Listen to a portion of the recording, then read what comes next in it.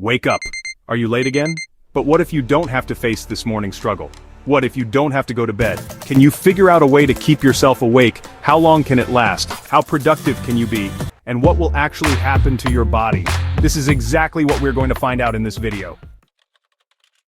In about 24 hours, our brain is working like someone with a blood alcohol level of 0.10%, which is practically like a drunk person in most countries.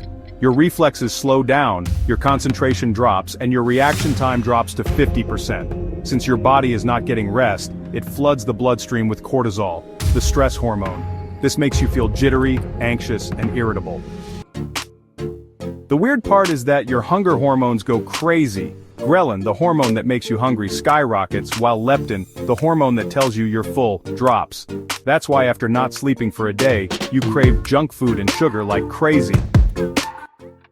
But wait, it is just getting started. After 36 to 48 hours, your brain enters survival mode. You might be talking, walking, or even driving, and suddenly black out for a moment without realizing it. This is called microsleep, where parts of your brain shut down for a few seconds even when you are awake. With no sleep, your blood pressure rises, your heart rate becomes irregular, and your risk of a heart attack increases by 30%. After day 2, things start getting weird. You might start seeing shadows moving, hearing phantom sounds, or even feeling insects crawling on your skin. But none of it is real. This is where you start hallucinating. But let's say you somehow get to the 72-hour mark, not to mention all the caffeine you must have taken to get here. Till this point, your brain is a total chaos. Your memory is gone, your immune system is wrecked, and you start having severe hallucinations and paranoia. At this point, your brain starts creating its own reality.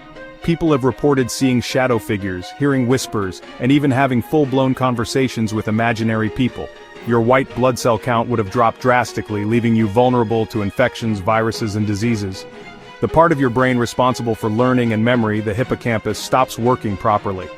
You can't focus, recall information, or even form new memories. In short, you are hardly going to remember anything from this adventure. But what if you somehow push past 100 hours? That's over 4 days without sleep.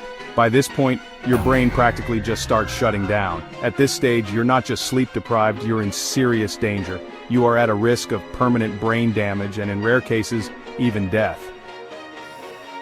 The world record for no sleep is 11 days.